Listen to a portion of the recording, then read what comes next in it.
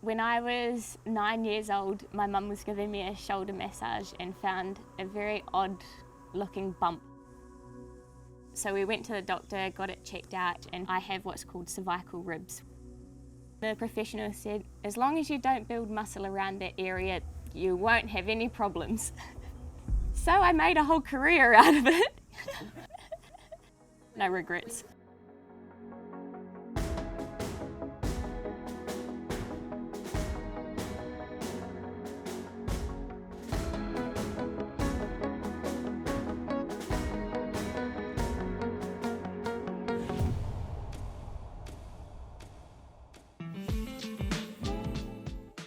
I think before I was even 9, I already had an absolute love for sport.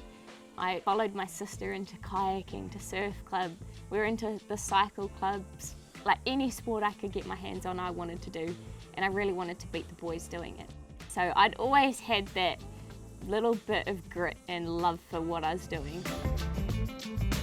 I'd keep my pedal in here. After the Olympics, I decided not to use it anymore. So that one's last pedal was at the Olympics. And then I got these out of the glove box of my car this morning, but I'm gonna pretend they always live on the shelf.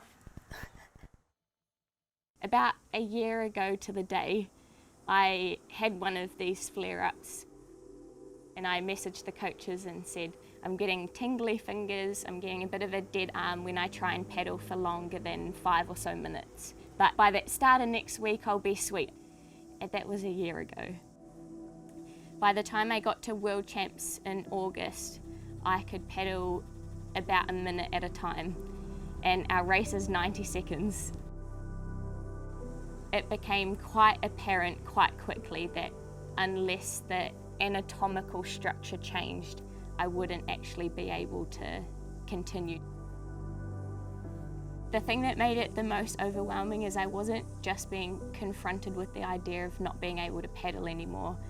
I was also being confronted with the idea of my arm not working, even outside of paddling. All my life I've told myself if I want something, I can work for it. And if I truly believe that I can do it, I'll make it happen.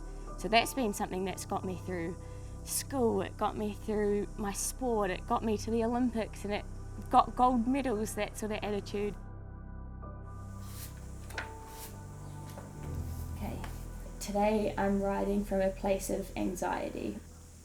Is this ever going to get better? Am I just damaging my arm? Is this how the story ends? That captures lots, I think. Seeing her not being who she loves to be and do what she loves to do, that was really hard, but she was so brave. She was so brave. As we were weighing up all the decisions that I needed to make, I decided to come up with some guiding principles. The first one was the long-term health of my arm. I didn't want to be doing any damage to the artery and the nerve and to ultimately lose the function of my arm. The second was that I wanted to be able to hold my future kids, and I was never going to compromise that. I also knew that I wanted to build the mana of the Black Boat, which is our team vision. If it wasn't contributing to the team and the mana of our team, then I wasn't prepared to do it. And I also wanted to keep my balance in my own life. And that's ultimately how I made the decision to go ahead with the surgery.